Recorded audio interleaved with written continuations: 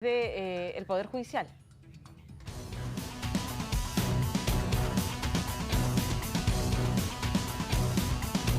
Continúa la audiencia virtual en la que se evalúa el pedido de prisión preventiva por 18 meses de la Fiscalía en contra de la ex premier Betsy Chávez. Escuchamos. Lo que ha sucedido en esos minutos en que se da ese discurso y minutos previos, y es contundente y categórica en afirmar que mi patrocinado no estaba en el despacho presidencial. Lo mismo cuando declara el señor Antonio Pantoja, a Fojas 316, que era el camarógrafo que ingresó también ese día a grabar en vivo el discurso del 7 de diciembre del 2022, también es claro en señalar que mi patrocinado no estaba en el despacho del presidente. Lo mismo en las declaraciones de sus coimputados, el señor Huerta y la señora Chávez, que claramente señalan cuando describen los hechos que mi patrocinado no estaba en el lugar de los hechos. Por lo tanto, el Ministerio Público, al momento de exponer los elementos graves y fundados en contra de mi patrocinado, entra en una abierta contradicción,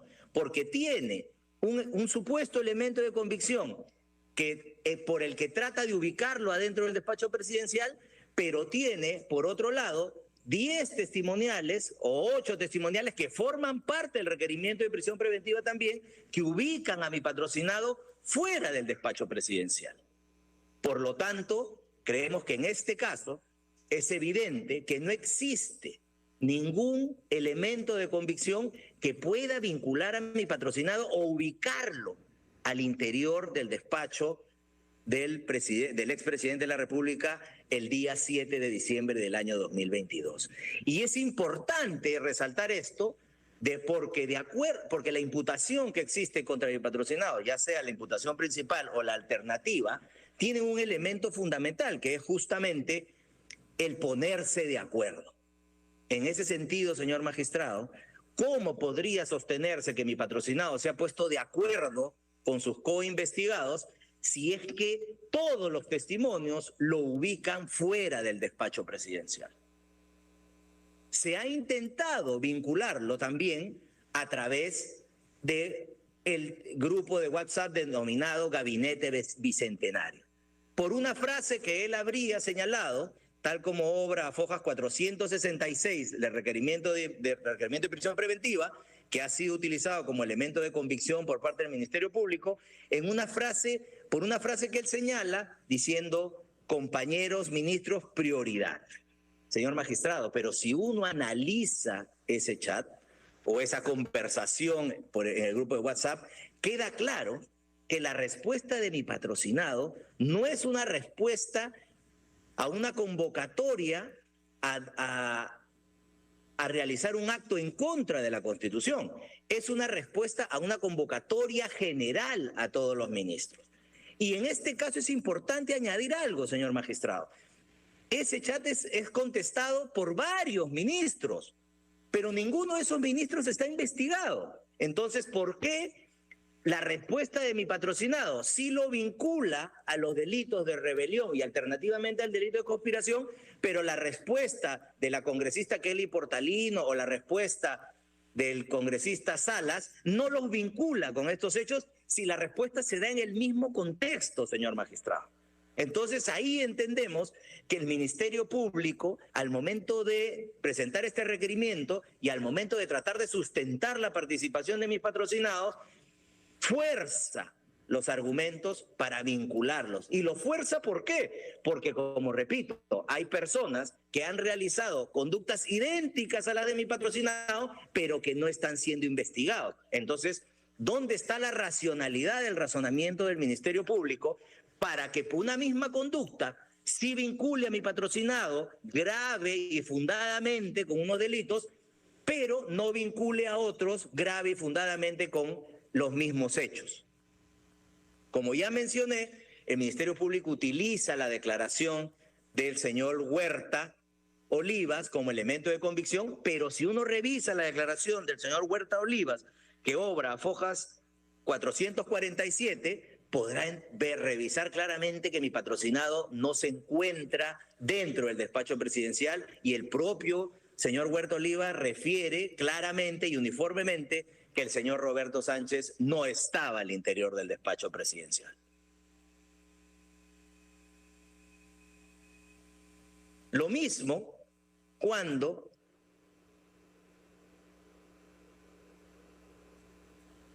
se utiliza como elemento de convicción la declaración del señor Alejandro Salas Segarra. La representante del Ministerio Público dice que esta declaración dejaría en claro que mi patrocinado habría participado conjuntamente con sus coinvestigados José Pedro Castillo Terrones, Aníbal Torres Vázquez y Ivette Chávez en la decisión de subvertir el orden constitucional.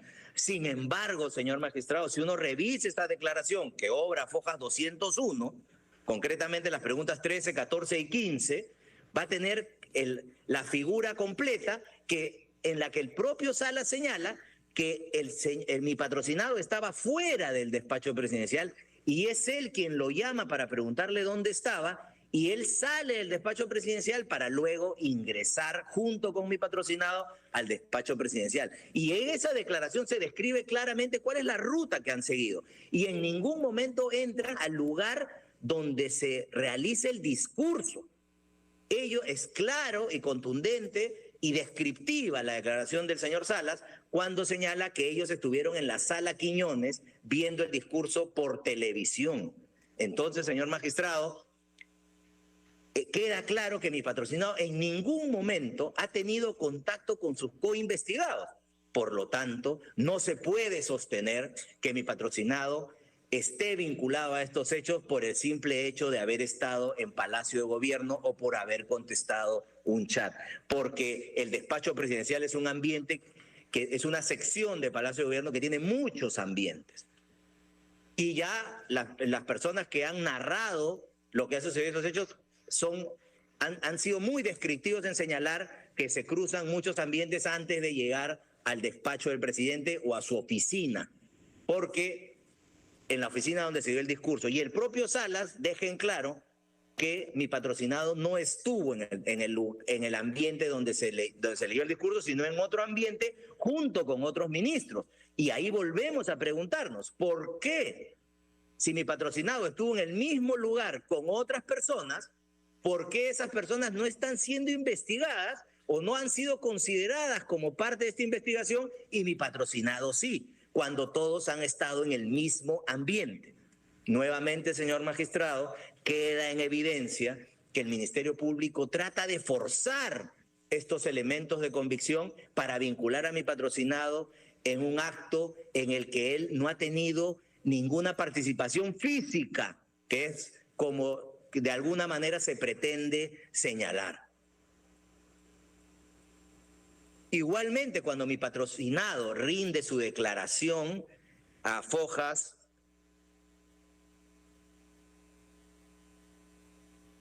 187, mi patrocinado es claro en señalar que él no ha estado en el despacho presidencial, no ha estado al interior, y narra los mismos hechos que narra el señor Salas, que estuvo con él.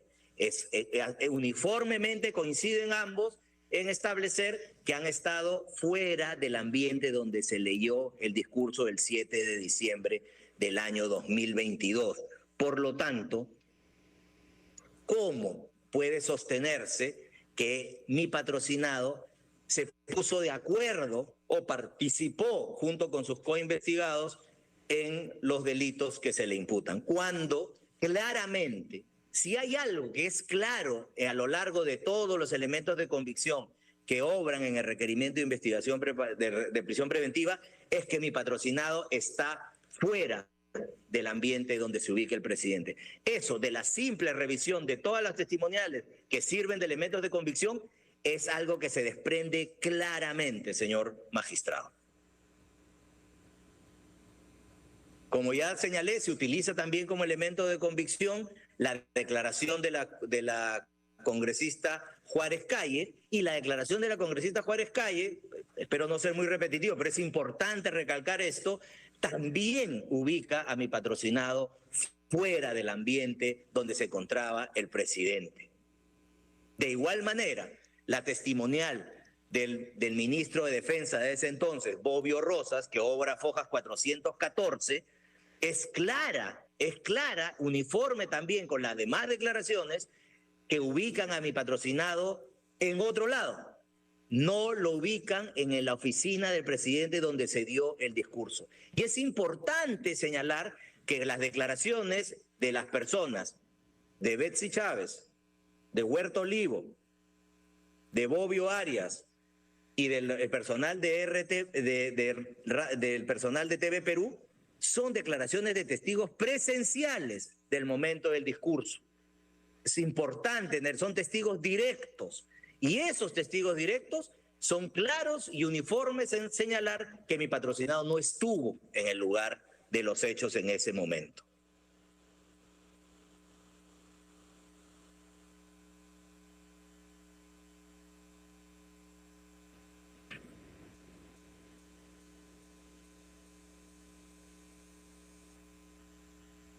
Por lo tanto, señor magistrado, creemos que no existen en este caso elementos graves y fundados que vinculen a mi patrocinado con los hechos en materia de investigación. Pero sobre todo, existe, y hemos presentado un documento que ha sido enviado por correo hace unos momentos, en el que queda claro, y es una declaración del coinvestigado Willy Huertas Oliva, donde él señala en una entrevista que le hacen a La República que él no puede dar fe de haber escuchado al congresista Roberto Sánchez decir por el país.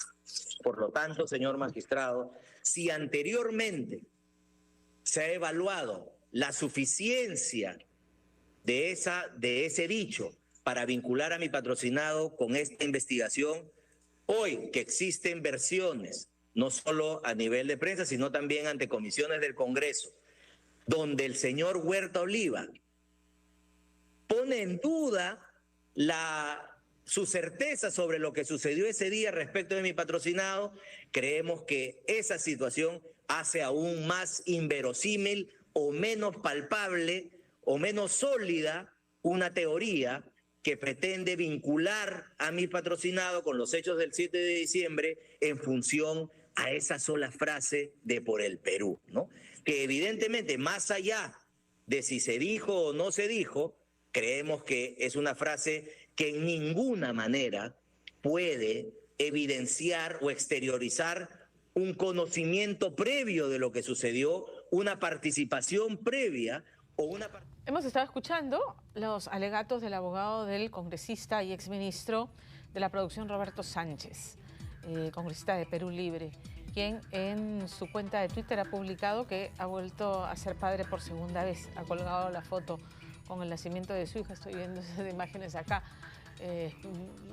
Días complicados los que vive, ¿no? La felicidad de convertirse en padre por segunda vez y esta posibilidad de afrontar el proceso en su contra como presunto cómplice en el golpe de Estado bajo prisión preventiva. Vamos a seguir atentos para ver qué es lo que se resuelve. Lo más probable es que hoy, luego de escuchar los alegatos de los abogados, se declare en receso la audiencia y se retome para conocer la decisión del magistrado. Cambiamos de tema. Comensales de